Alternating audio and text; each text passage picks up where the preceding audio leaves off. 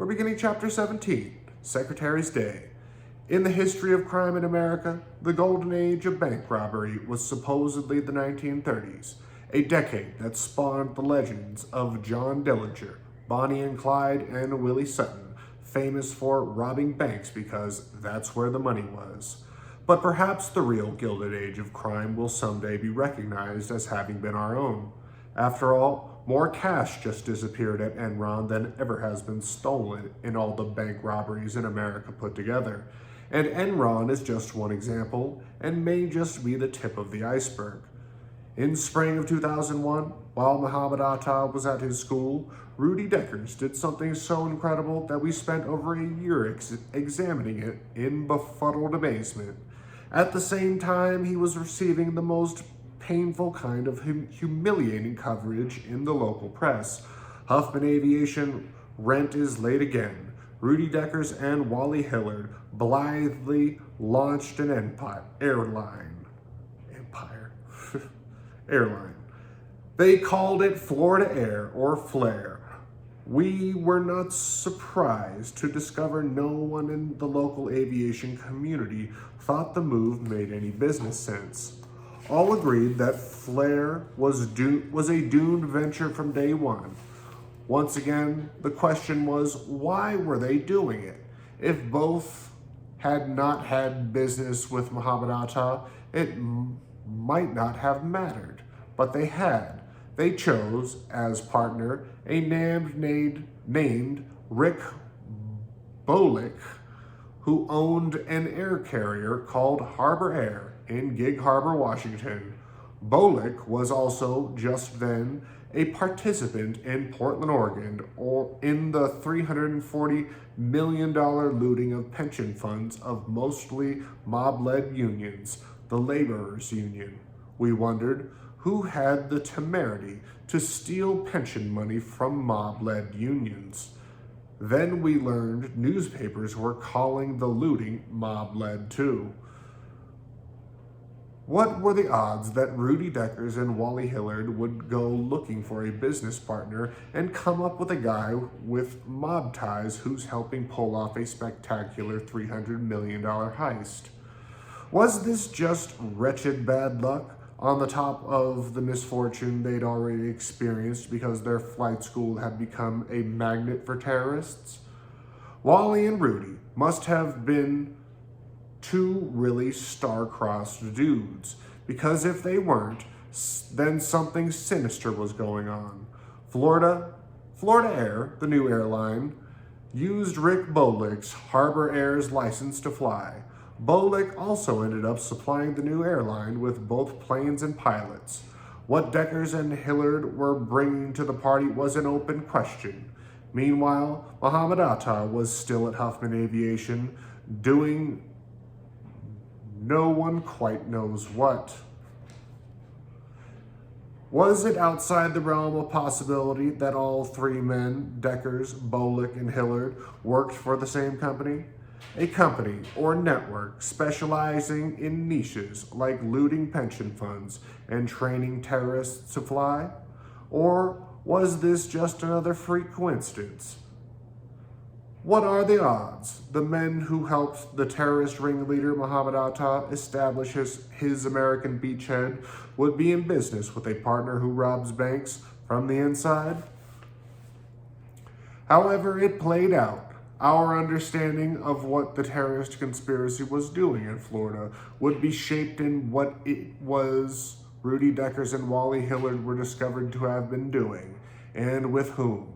While Mohomed Atta practiced touch and goes in their facilities in Venice and Naples, Florida Air launched with great fanfare in the spring of 2001. Deckers and Hillard had started another aviation business that did not make business sense. During its brief 2-month existence, Mohomed Atta may well have flown for the airline as a co-pilot. No one will admit it. But there were terrorists inside the cockpit of an American airline plane during the year 2001 who didn't need box cutters to get there. We discovered that the chance to fly as a commercial pilot with Florida Air after taking flight training at sister company Huffman Aviation had a big part of Rudy Decker's European sales pitch and was played up by the company's advertising. I kept ads from flying magazines from 2000, said Bill Burke, a former manager at Huffman. Come to Huffman to train and then fly with our Florida Air airline. The flight school was advertised as a feed into Florida Air, a future employer of Huffman's flight school students. Florida Air put the ads in everywhere, but when it came down to it, they couldn't offer flying jobs because there wasn't an airline for very long. While this would seem to be a pretty serious crime, there had been no FAA investigation, which isn't surprising. During the course of his aviation career in Florida, Rudy Deckers received so many free passes from the FAA that they should enshrine it with an exhibit at the Air and Space Museum. When Deckers and Hillard's short-lived airline became germane to the 9/11 investigation, Rick Bolick and Rudy Deckers competed to see who could heap the most scorn on the other, attempting to divert attention from themselves. As someone once said, "There's no honor amongst thieves." Bolick accused Deckers of not having any experience running a commuter airline and training facility. He, Deckers, was an oxymoron the day I met him, Bolick told Portland, Oregon, KABC reporter Ed Mason. I can't believe anyone handed him millions of dollars to run a business he had no experience in. Bolick also charged that Deckers suggested his Huffman aviation students hone their skills by acting as co-pilots on Flair's commuter routes in Florida, urging him to allow student ride-alongs to scheduled airline flight urging him to allow student ride-alongs on scheduled airline flights. That's illegal, said Bolick. He left no doubt as to where he came down on the proposition. He said he had rejected the idea at the time. Looking back, Bolick said he was alarmed that Decker's desperate attempt to save his failing airline could have had the dire consequences. Having a student without enough hours or that type rating as a co-pilot is not legal, an FAA spokesman said about Decker's scheme. Bolick demonstrated an eye for a good headline. There could have been a terrorist ride-along, he told reporter Ed Mason. He said a chill runs through him when he thinks about it. I was amazed knowing how close we'd been to that training environment. It would have given them legal access to cockpits and other secure areas in airports across the country, he exclaimed. As we learned more about Rick Bolick's checkered past, his claim to be amazed would begin to sound like the French inspector in Casablanca who tells Bogey he's shocked to find gambling going on at Rick's, while at the same time pocketing his winnings. Reporter Mason has been interested in Bolick for an obvious reason. The financing that had gone between Mr. Bolick and Florida Air, which was a sister operation to the Flight Training Center, which trained Mohomed Atta, was murky. Murky is not a word you want to see applied to people who trained Mohomed Atta to fly. We needed to take a closer look at Rick Bolick, at Florida Air, and at Rudy Deckers, and Wally Hillard's motivations for starting it. How many businessmen behind their rent for 6 months in a row have the gall or the chutzpah to at the same time start a new airline? Was it not enough for Rudy and Wally that they were already losing money hand over fist in their flight school venture, that they decided they might as well be losing millions in the airline as well? Bill Burke, a longtime aviation professional with experience as senior pilot for a regional air carrier, rused the day he hired on to help launch Florida Air. When he checked in to start work at the airline's Venice headquarters, he was surprised at what he found. I functioned as the director of operations, Burke said, which meant my job was to decide which flights to cancel every day. I used to look at Wally and Rudy and wonder whatever made them think they could start an airline. Flying the friendly skies for fun and profit played no apparent part of Decker's and Hillard's motivation that he could discern, Burke said. It had all left him feeling baffled. I mean, I was on the executive team, and here they were, trying to start an airline from August 2000 to present. We had all of 4 business meetings. Birch's professional frustration showed. You wouldn't think you would have at least weekly meetings if you were trying to start an airline. And then when you could get a meeting scheduled, somebody would tell you that it had been canceled because Wally was in Havana. Why was Wally in Havana? Would become a focus to our investigation, but at that time we hadn't had any idea what it meant. Birch passed on another big clue at the moment later. Birch passed on another big clue a moment later while speaking of how poorly the company was managed. It was just ridiculous, he said. For the better part of a year, we were paying 8 pilots to do nothing. Paying 8 pilots to do nothing must have raised suspicions, we figured, around the Venice airport. It had.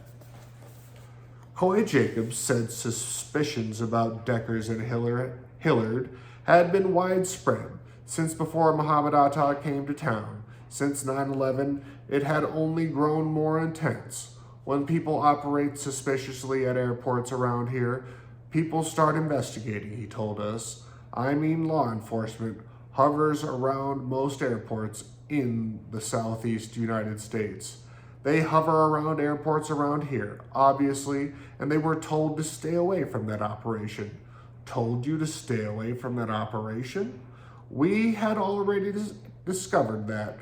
Whatever else he was, Rudy Deckers wasn't a businessman or a flight school owner in the conventional scene, illustrated by the fact that at the same time he was launching a commuter airline, he was thought of as a deadbeat in Venice and Naples, so he wasn't a flight school owner. Now we heard he hadn't been an airline owner either. The whole thing was strange as hell to me, said Birch. Here we had a business to run, but only a couple of times over the years did we even have staff meetings. The business didn't make any sense. The airline made no more sense than the flight school. What then had been its purpose? Had it served as cover for other activities? When something doesn't make business sense, former Huffman bookkeeper Voss said, sometimes it's because it does make sense, just in some other way. Flair started out here, Venice, which was a Deckers-Hillard thing, which, again, just never made sense, Coy Jacobs stated. That airline startup thing was... The chances of that working were slim to none. It was a joke around here. But after 9/11, this particular joke was no longer funny. Bill Burke's bad experience with Florida Air began as soon as he was hired. Rudy hired me, August 2000, and shortly after, in October or November 2000, I met Wally, he said. We flew a Lear up to North Carolina to see people at Corporate Express, where Wally was looking to use other people's certificates. They were trying to run an angle around the regulations. The Department of Transportation doesn't like it when they find someone doing what Rudy and Wally were doing. They nearly crashed the Lear in a hard landing, continued Burke. Earlier, I had told Dale Krause that the tires were bald. Now we were landing in North Carolina in a rainstorm. The tires were bald, there were crosswinds, the plane spun 90 degrees, and from a passenger window, I found myself looking straight down the runway. Welcome aboard Florida Air. Florida Air's first CEO, said Burks, was Ian Alexander, whose business performance was somewhat hampered by the fact he was drunk most of the time. He used to live in Atlanta, came to work for Flair, and has since fled to Canada, said Burks. Wally and Rudy both directed him. Wally would tell Ian to do one thing, Rudy would tell him to do the opposite, or do something else. I heard Rudy tell Ian to fudge the numbers, shift them around. Rudy would do this, Ian said, whenever Rudy had to show the numbers to an investigator, said Burks. We wanted to know why Ian fled to Canada. It was rumored Ian tried to take $90,000 using a company credit card, said Burke. Flair was like a money spigot. Ian never accepted responsibility and was drunk all the time, even in the morning. Is this any way to run a business? The long-suffered financier behind all these inexplicable money-losing aviation adventures, Wally Hillard was in the midst of taking yet another financial bath.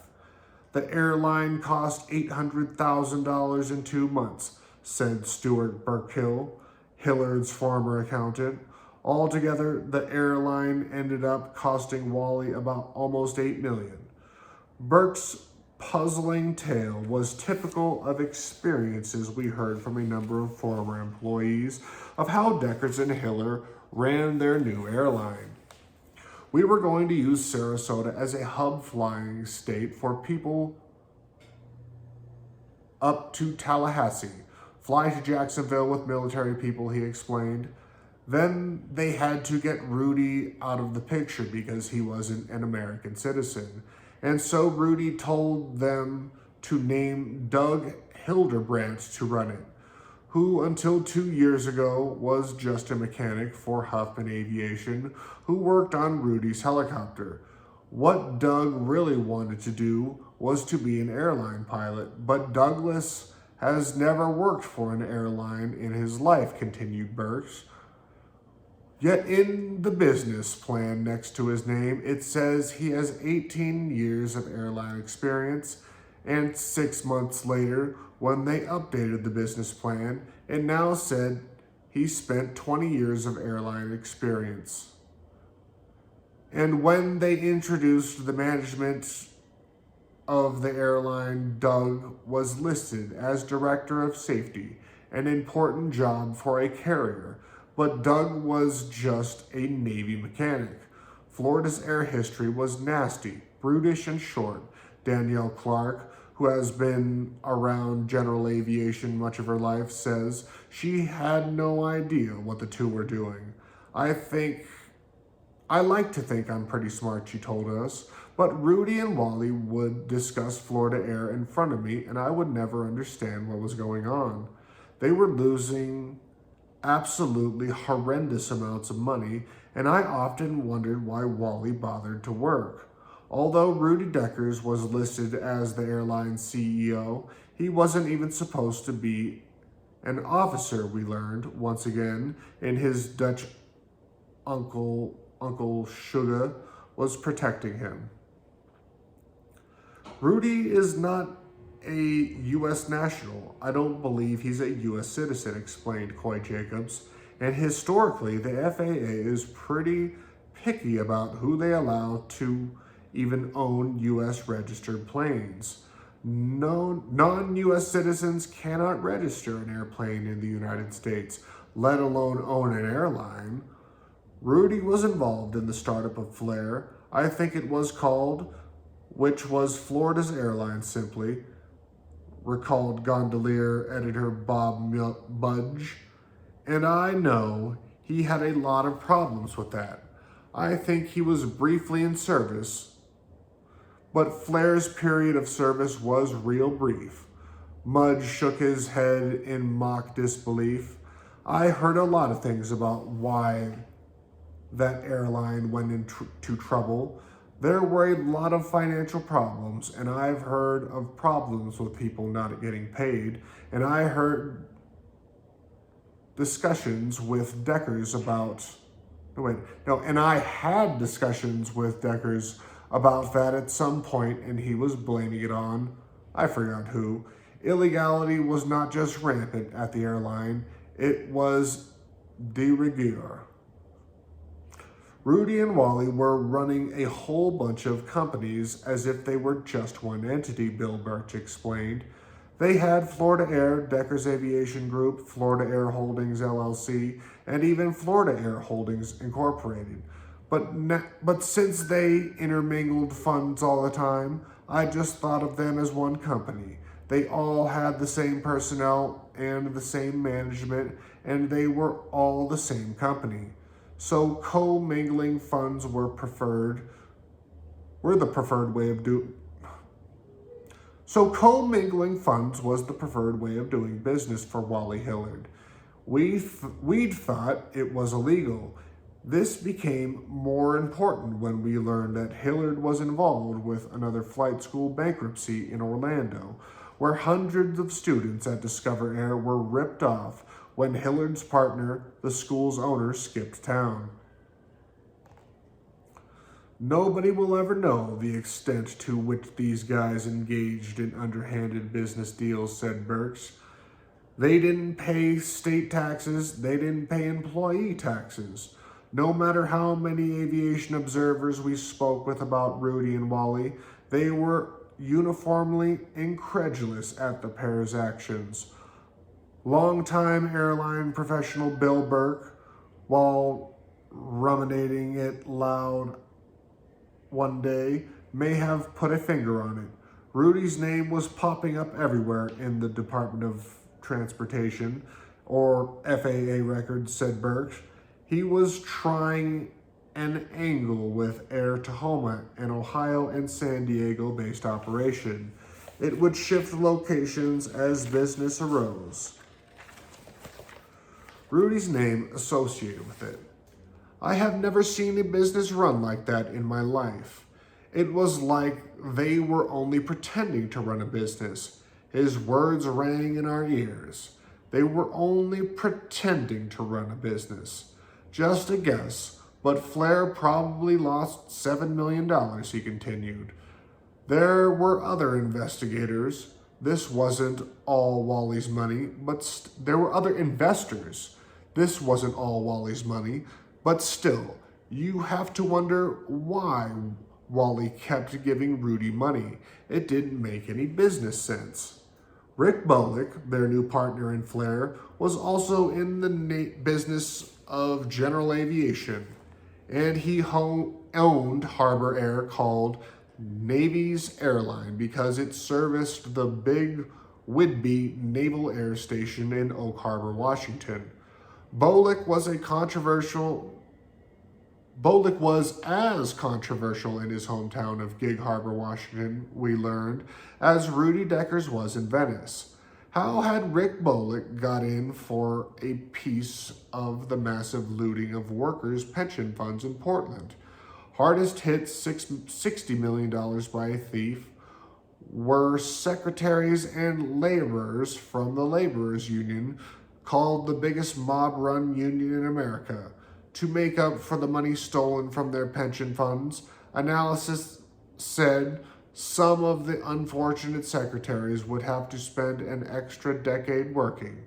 Happy Secretary's Day. The looters not only got away clean, they even managed to keep it from making big headlines. If someone broke into Citibank over Labor Day and made off with $300 million, we're pretty sure it would lead the evening news. This appeared to be a classic inside job. Just as the $500 billion lost in the savings and loan scandal, almost no one was going to jail, and no one was offering to give out any of the money back. And no one was offering to give any of the money back. The local Portland newspapers just claimed to be sort of puzzled by it all. We asked ourselves, how much clout does that take? Decker's partner, Richard Bolick, was one very fortunate man. He got $26 million in pension funds to build a high-rise condominium, which he had only budgeted at $12 million. So Bolick pocketed $14 million before he even broke ground. We wondered, where do you go to apply for that kind of work? Bolick participated in what the Securities and Exchange Commission called the biggest fraud by an investment manager in U.S. history. This would be newsworthy all by itself, but he did it while simultaneously being involved in still more funny business with Wally Hillard and Rudy Deckers, who were at the same time in business with Mohomed Atta. This could be construed as one major fraud too many for coincidence. It reminded us of what our Southern lawman friend said when we told him about two Dutch nationals owning terror flight schools in Venice. It was one damn Dutch boy too many. Two words you hope you never hear applied to your retirement plan are Ponzi and scheme. Clearly, Jeff Grayson, the pension manager who helped Richard Bolick and numerous others get rich for free, had experienced more than just 1 or 2 weak moments. To give away $340 million, you'd almost have to experience weak moments from dawn till dusk. For years, that's just what thousands of union members and their beneficiaries from Portland and elsewhere began hearing had happened to their pensions and 401k retirement plans invested by Capital Consultants LLC, the Portland investment management firm headed by Jeff Grayson. There was a consultant problem with Capital Consultants. Someone close to the case said delicately, the people he loaned money to were fast-talking sleazebags. Ex-money manager charged with fraud, read the October 6, 2002 headline of Associated Press coverage of the looting. A federal grand jury indicted Jeff Grayson, whose firm collapsed, losing hundreds of millions of pension investments. Grayson was also charged with mail fraud, conspiracy, money laundering, witness tampering, and paying former union trust funds in a scheme that cost Grayson's clients over $355 million in failed and fraudulent investments, said the account. Moreover, the disgraced firm, Capital Consultants, had been instrumental in giving Richard Bolick his business start. According to Bolick, they had underwritten Crossings International, his development company founded in 1984, with Grayson's backing. Bolick got into the assisted living business, a hot market catering to America's growing population of senior citizens, and made a killing. By 1995, Crossing International owned or operated 15 healthcare facilities on the West Coast and was valued at more than $100 million. The money allowed Bolick to indulge in his passion flying. In 1987, the avid pilot started Crossings Aviation, a series of aeronautic-related businesses at small Gig Harbor Airport. Amazingly, while supplying both the planes and the pilots for the new Florida Air, Bolick's Harbor Air, like Florida Air, had also been going bankrupt. So were two other of Bolick's companies, Crossing Aviation and Crossing Development, the Portland entity which Bolick used to build his condominium project. Counting the number of bankruptcies associated with Rudy and Wally Hillard, we realized, would it require both hands, and our toes would be on the deck. One last Bolick note, his condo project was called Legends Condominiums. Remember what your legend is? Probably another freak coincidence, or maybe somebody's sick joke. Somebody said the M word. We almost wished they hadn't. Bullock would do anything for the money, so he was desperate. An aviation executive in Gig Harbor, Washington, who had witnessed Bullock's descent told us, "I'm surprised he hasn't skipped the country by now. What with all the trouble he's gotten himself into farting around with those mafia boys down in Portland." The word of the M words use somehow got back to Bullock. "I've known Jeff Grayson, Capital Consultants' former CEO, for 12 years, Bullock huffed. "I have never known him to have any shady or, some have asked me about mafia affiliations, excuse me. When reporter Eric Mason first met him, Richard Bullock told him he was someone else. Spies do that sort of thing, don't they? Lie about who they are? It's interesting, in the first conversation that I had met with him, he denied being Richard Bullock, Mason told us. I asked him. From the description I'd gotten, I said, Mr. Bullock, can I get an interview with you? And he said, Mr. Bullock isn't here. When I saw him again later, I said, Mr. Bullock, I think you really need to speak to me. I've got some important questions for you. He finally said, okay, come upstairs. Richard Bullock sounded like Rudy Deckers in a Pendleton shirt. Bullock owned retirement homes, pulled shenanigans, and got sued a lot, said Mike Pickett, who owns an aviation business at the same small airport as Bullock's bankrupt Crossings Aviation.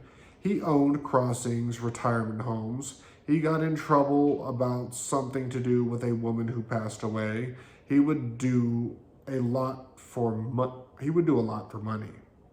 Bullock and Deckers seemed too similar for it to be just a coincidence. For example, Bullock's aviation company was evicted for its terminal at SeaTac International for failure to pay back rent, and Bullock's aviation-related businesses didn't make business sense either. Richard Bullock's former employees always wondered what the aviation business was really doing, reporter Mason told us. From the beginning, they felt that the finances flowed from the real estate holdings and the retirement home into this aviation company, and that there was really no way this aviation company was really making money. So the question about what this aviation company was really all about still remains to be seen. We have seen quite a bit of wondering about what this aviation company is all about Deckers and Hillard as well. Then, too, Bullock also said to have often and inexplicably received blessings from the U.S. government. Did Bullock have a Dutch uncle, too? Mike Pickard of Pavok Flight Center owns one of the oldest aviation firms at the airport where Bullock went bankrupt and was very familiar with Bullock's operation. The city gave this guy all sorts of favors, he told us, just like Rudy Deckers. We wondered why. Bullock's Harbor Air had invested $8 million in new planes to accommodate more passengers in 1999, for example, and company officials said 2000 was a profitable year. But the firm's debts had already mounted to the point where management just cashed out and split. A Harbor Air employee could only speculate to why the airline was going under. Mismanagement of funds, said the employee. Passenger loads have picked up tremendously. We have 5 or 6 flights in and out a day. Mismanagement of funds, only pretending to run a business. Was Rick Bullock an innocent businessman having a horrible string of bad luck? Or had he been feathering a bank account in the Caymans, like Rudy Deckers? All his companies were losers, even his flagship assisted living company. Even Bolik's Altera Health Center went sideways, said an aviation observer in Tacoma. The stock went from $38 3 years ago to 22 cents. The cover story we heard was Bolik lost $40 million in the stock market. We thought, yeah, right. Bolik lived in the San Juan Islands, like Rudy. He owned a helicopter. He would use it, sources told us, to blow the leaves out of the yard of his house into Gig Harbor on the Puget Sound. Bolik had an expensive yacht. So did Rudy Deckers. Rudy has a $500,000 boat in Naples, supposedly bought with Florida Air stock, which is worthless. Several planes and helicopters grounded by the FAA for illegal parts and maintenance. $1 million home, fancy cars, and lots of other toys. One scandalized Naples, Florida resident told us indignantly how somehow he has all of these things, and yet every one of his businesses is a loser.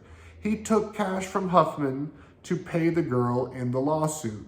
He intermingles funds between all of his businesses. He reportedly screws Dale Krause, former owner of an FBO at Venice Airport, which Rudy bought, out of $100,000. He may even be in this country illegally. It appeared that for both of these men, crime had somehow been made to pay. One difference was that Rick Bolik was gay, we thought, or at least we won't hear any stories about broom handle parties on his boat.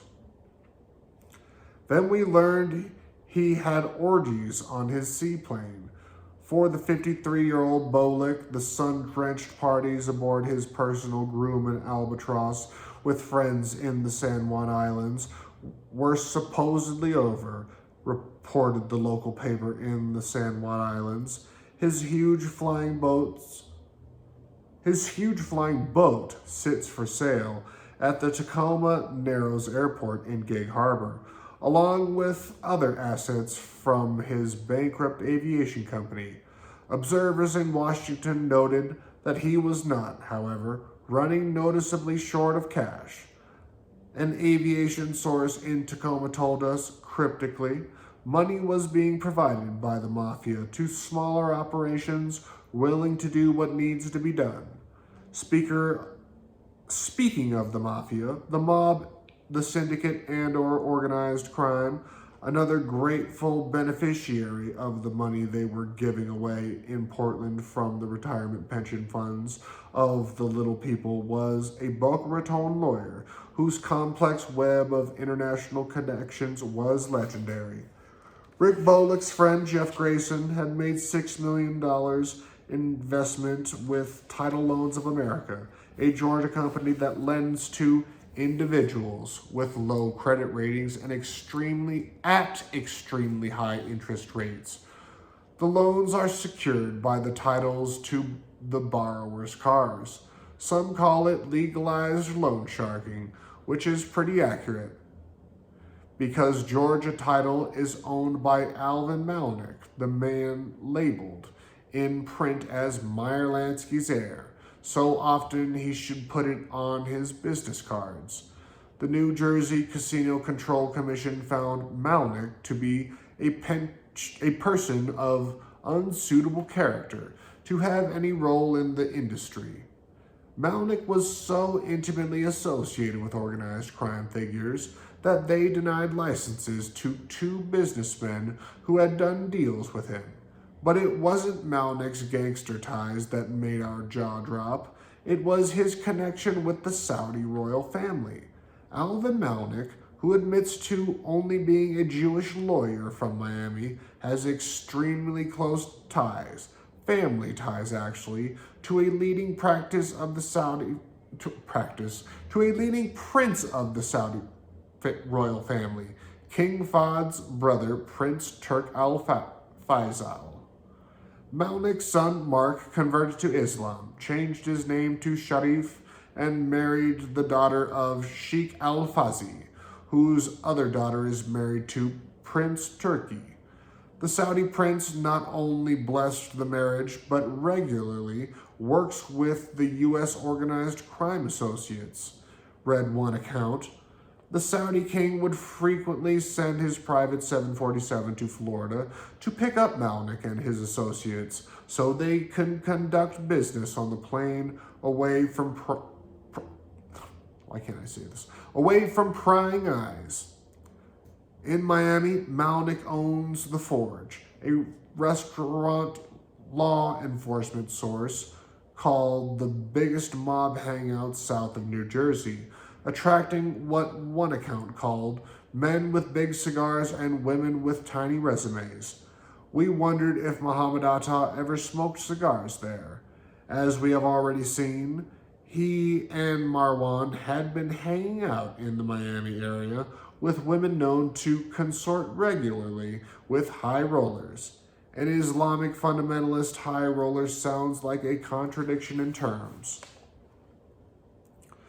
We have been looking for evidence of a global network which authorities early on said must have been aiding the terrorists while they were in this country. Bolik, because of his proximity to terrorist flight school owner Deckers and his concurrent participation in what the Securities and Exchange Commission had called the biggest fraud by an investment manager in U.S. history, seemed to offer some clues. Might the same international network responsible for stealing $340 million have been simultaneously training a terrorist air corps in Southwest Florida? Reporter Eric Mason was thinking about it too. Bolik received financing from Capital Consultants, he said, recapping, and the financial officers of Capital Consultants have been indicted on a number of charges, including fraud. Some labeled it a Ponzi scheme, and I think that the prosecutors have made the case that there was a major fraud being perpetrated. And you have to ask yourself, where did all the money go? How much money can you lose and not have anything to show for it? Perhaps Rudy Deckers, Wally Hillard, and Rick Bolik worked for a single unnamed airline devoted exclusively to a very large client, a client after the pension fund scam, more than $300 million richer. It's called Global Network Air. Lurking just beneath the surface of American life, it seemed, was massive corruption. Lurking just beneath the surface of American life, it seemed, was massive corruption on an unheard of scale, presided over by modern day untouchables, members of an organization, a global network, operating well outside the law, and getting away with it. Tracking this enterprise was sometimes felt as if we were watching the spotlight on the bathysphere playing across the dark shape of a giant octopus in the inky depths of the ocean 20,000 leagues beneath the sea. It was fascinating, but also a little scary. Of course, as with an iceberg, the real action's always down below the waterline. Seafarers say the truly dangerous part of an iceberg is the unseen part, and that's the part where the crimes of 9/11 reside. When President George W. Bush said all the evidence pointed to bin Laden and his al-Qaeda organization as being responsible for the attacks, he equated the Islamic group to the mafia, he said. Al-Qaeda is to terror what mafia is to crime, said Naples jet manager John Villada about Rudy Deckers. Everything the guy ever did, from A to Z, was illegal. And we'll do chapter 18, A Bastard Nazi, a Flaming Gay Man, and Jackson Stevens tomorrow.